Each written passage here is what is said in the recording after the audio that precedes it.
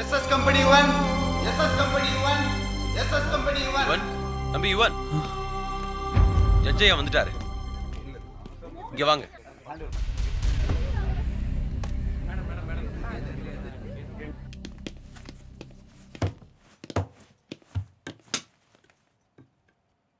இந்த கேஸை பொறுத்த வரையில் யுவன் போன்ற சமூக விரோதிகளுக்கும் தேச துரோகிகளுக்கும் விசாரணையே தேவையில்லை என்பது என்னுடைய வாதம். பல ஆயிரம் மக்களை மூளை செலவு செய்து MLM என்ற செயின் லிங்க் பிசினஸ் மூலம் பல கோடிகளை சம்பாதித்திருக்கிறார்.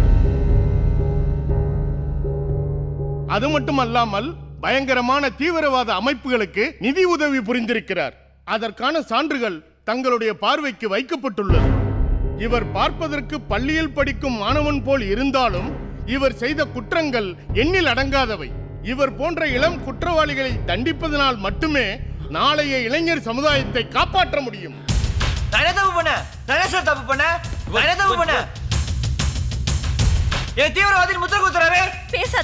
ஒருத்த வறுமையில விழிச்சு வாழ்க்கையில ஜெயிக்கணும்னு நினைக்கிறது தப்பா சார்? ஹலோ, நீங்கெல்லாம் நேரடியா பேசினா அப்புறம் கருப்பு கவுன் போட்ட நாங்க எதுக்கு? இது கோர்ட்டு, கட்ட பஞ்சாயத்து நடக்கிற இடமா இது? ஒரு வகையில இதுவும் அப்படிதான் சார். தப்பே செய்யாம எத்தனை பேர் ஜெயிலுக்குள்ள இருக்காங்கன்னு தெரியுமா? தினம் தினம் தப்பு செஞ்சுட்டு எத்தனை பேர் வெளியே சுத்திட்டு இருக்காங்கன்னு தெரியுமா? பாட்டு பாடுறவனை தூக்கி உள்ள வைக்கிறீங்க, காரத்தி கொள்றவனா வெளியே விடுறீங்க. அப்புறம் எப்படி சார் நியாயம் கிடைக்கும்? நான் பேசணும். யுவர் ஆனர், நீங்க உட்காருங்க. You proceed. ஒரே நாள்ல பணக்காரன் ஆயிடலாம் நான் சொல்லல. உங்க உழைப்பை நம்பி எங்க பிசினஸ்ல 1 வருஷம் கஷ்டப்பட்டீங்கன்னா உங்க வாழ்க்கை மாறும் தான் சொன்னேன். அதுக்கு அரெஸ்ட், கோர்ட்டு, கேஸ், நானே தீவிரவாதியா சார்? ஒரு இளைஞன் அவன் வாழ்க்கையை கொஞ்சம் மாத்தி யோசிச்சானா அவனுக்கு நம்ம அரசாங்கம் கொடுக்குற பட்டம் தடை செய்யப்பட்ட இயக்கத்தை சேர்ந்தவன். ஏன் சார், இந்தியா வல்லரசு நாட்டாக்கிறதுக்கு எங்களுக்கு தகுதி இல்லையா? இல்ல உரிமை இல்லையா? எங்க கம்பெனி தப்பான கம்பெனின்ட்டு யாரோ 4 பேர் கொடுத்த கம்ப்ளைண்ட் வச்சு எங்க கம்பெனிக்கு சீல் வச்சாங்க. இப்போ கோர்ட்ல கேஸ் நடந்துட்டு இருக்கு. உங்களால ப்ரூவ் பண்ண முடியுமா? என்னால ப்ரூவ் பண்ண முடியும். என் கம்பெனி லீகலான கம்பெனி. எங்க நெட்வொர்க் எந்த மக்கள் ஏமாத்தலன்னு. போலீஸ் இந்த கேஸை மறுபரிசீலனை செய்யணும். கோர்ட் இந்த கேஸை மறுபடியும் நடத்தணும் சார். இது கம்பெனிக்காகவும் பிசினஸ்க்காகவும் நடக்கிற பிரச்சனை கிடையாது. ஒவ்வொரு ஆணோட வெற்றிக்கு பின்னாடியும் ஒரு பொண்ணு இருக்கான்னு சொல்லுவாங்க. அதே மாதிரி இந்த கேஸுக்கு பின்னாடி ஒரு பொண்ணு இருக்கா. அவ இந்த கோர்ட்டுக்கு வரணும். அப்பதான் இந்த நாட்டுக்கு பல உண்மைகள் தெரிய வரும். மை லார்ட், SS மார்க்கெட்டிங் கம்பெனியோட லாயருங்கிற முறையில யுவனுக்காக நான் மன்னிப்பு கேட்டுக்கிறேன். யுவன் குற்றமற்றவர்னு நிரூபிக்கிறதுக்கு எங்க கிட்ட நிறைய சாட்சிகள் இருக்கு. அவருடைய கோபத்துக்கும் ஆதங்கத்துக்கும் காரணம் இருக்கு. கணம் நீதிபதி அவர்களே, இந்த கேஸ் சம்பந்தப்பட்ட நிறைய சாட்சிகளை விசாரிக்க வேண்டும். அதில் தமிழ்நாட்டில் உள்ள முக்கிய விஐபிகளும் அடக்கம். ஆகையால் எங்கள் தரப்பு விசாரணைக்கு கால அவகாசம் தரும்படி நீதிபதியை பணிவன்புடன் கேட்டுக்கொள்கிறேன். குற்றம் சாட்டப்பட்டவரின் தரப்பில் சாட்சிகளை விசாரிக்க வேண்டியிருப்பதால் வருகிற 24ஆம் தேதிக்கு தள்ளி வைக்கிறேன். Court is dismiss.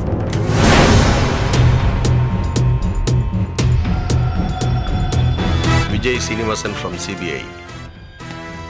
சார், உங்களை பார்க்க சிபிஐ ஆபீசர் விஜய் சீனிவாசன் வந்திருக்கார் சார். சார், சிபிஐயா? நாம தான் பிளான் போட்டோம் தெரிஞ்சிருக்கோ. வர சொல்லு. கிளறுவான்னு தெரியல. ஓ சாரி, கேமரா எங்கேயாவது இருக்கான்னு பார்த்தேன். ஏன்னா பேரம் பேச வந்திருக்கேன் இல்லையா? எதுக்கு சார் பேரம்? என்ன சார், ஊரே பேசிட்டு இருக்கிறது நீங்க கொடுத்த நியூஸ் இல்லையா? நமஸ்காரம் ஓய். நமஸ்காரம். ஃபில்டர் காப்பி பேஷா இருந்தது இல்லையோ? நன்னா இருந்தது. என்னமா பிளான் பண்ணி அந்த பையனை கேஸ்ல சிக்க வச்சிட்டீங்கல்ல? நான் உங்க ஃபேன் சார். உங்க தங்கச்சிக்கும் அந்த பையனுக்கும் லவ் ஆமே, அதை எதிர்த்து நீங்க நின்றீங்களா? அதனால அந்த பையன் உங்களை அடிச்சு நீங்க ஹாஸ்பிட்டலுக்கு வந்துட்டீங்க. என்ன சார், அசிஸ்டன்ட் கமிஷனர் நீங்க ஒரு சின்ன பையன்கிட்ட அடி வாங்கியிருக்கீங்க. லூசு மாதிரி வளர்ந்துட்டு இருக்கீங்க. எல்லாம் எனக்கு தெரியும். நான் உளரல, வெளியே ஊரே உளறிட்டு இருக்கு. உன் குடும்ப கௌரவத்தை காப்பாத்த ஒரு கொலை பண்ணியிருக்கேன். நல்லா ஓடிட்டு இருந்த ஒரு கம்பெனியை சீல் பண்ண வச்சிருக்கேன். ஒரு அப்பாவியை தூக்கி உள்ள வச்சிருக்கேன். நீங்க பழம்பெரும் பத்திரிகையாளர் வதந்தியர் தானே? You're right, sir. நீங்க எழுதின எல்லா கிசுகிசும் நான் படிச்சிருக்கேன். 1993ல அந்த ரா நடிகருக்கும் சி நடிகைக்கும் ஒரு சில்பான்ஸ்ன்னு எழுதியிருக்கீங்க. இப்ப கூட அந்த நான் நடிகைக்கும் ஒரு தொழிலதிபருக்கும் ஒரு ஜின்ஸ்ன்னு எழுதியிருக்கீங்க. எல்லாம் இது வரைக்கும் ஒன்னுடாம படிச்சிருக்கேன். ஆமா, உங்க பொண்ணு கூட ஒரு ஆட்டோ டிரைவர் கூட ஓடி போனதுனால உங்க மாப்பிள்ளை கொலை பண்ணிட்டு ஜெயிலுக்கு போயிட்டாராமே, அது எப்படி? இத பத்தி ஒரு சின்ன நியூஸ் கூட உங்க பேப்பர்ல வரலையாமே? அது ரொம்ப வேதனைக்குரிய விஷயம் சார். அடுத்த ஒரு பொண்ணு கல்யாணத்துக்கு இருக்காளோ இல்லையோ, அவ வாழ்க்கை பாதிச்சக்கூடாது இல்லையா?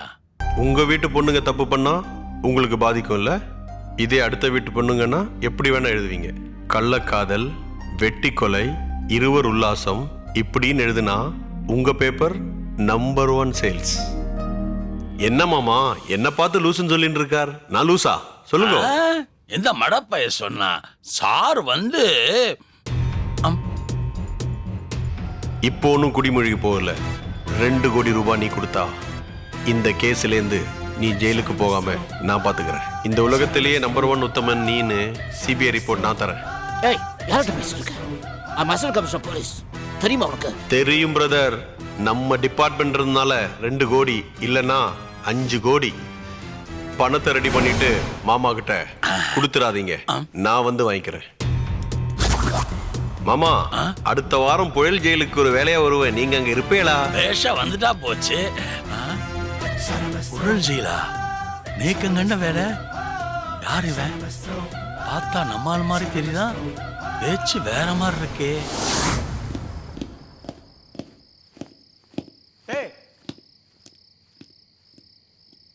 நீ தானே இது? உன்னை உள்ளே படுத்தல சொல்லி எங்களை செட் பண்ணியிருக்காங்க. நான் சொல்கிற இடத்துல 10 லட்ச ரூபா பணம் கொடு, உனக்கு ஃபுல் செக்யூரிட்டி நான் தரேன். என்னன்றா? என்னடா டீலிங் முடிஞ்சதா? போனை கொடு.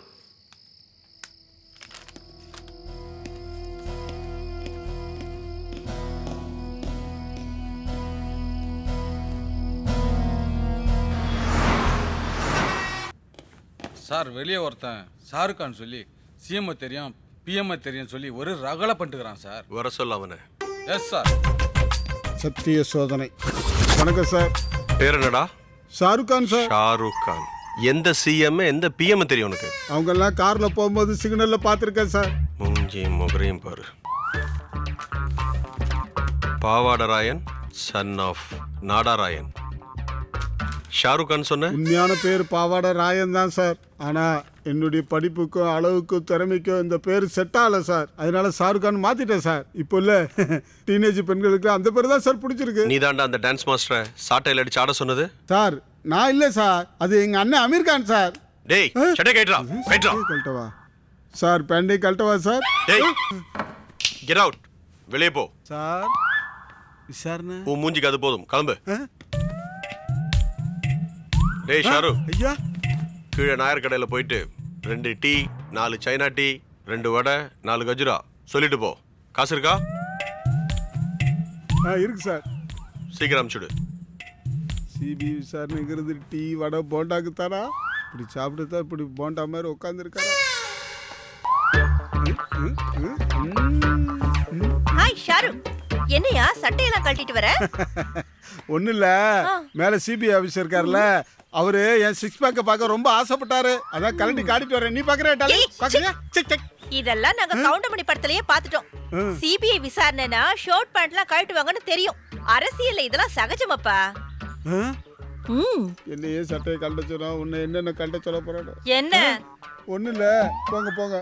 ஆளை பாரு. ஹலோ மேடம், ஒரு நிமிஷம். என்ன? ஆட்டோ காசு இருக்கா? ஓ இருக்கே. மேலே போனா அதெல்லாம் இருக்காது. ஏன்? அந்த ஆளு போண்டா வாங்கிட்டோம், பஜ்ஜி வாங்கிட்டோம், வடை வாங்கிட்டோன்னு சொல்லி காசை பூரா காலி பண்ணிடுவாங்க. போயா லூசு. லூசா? நீ தாண்டி அரை லூசு. அந்த போண்டாட்ட போய் மாட்டி சாவ போற.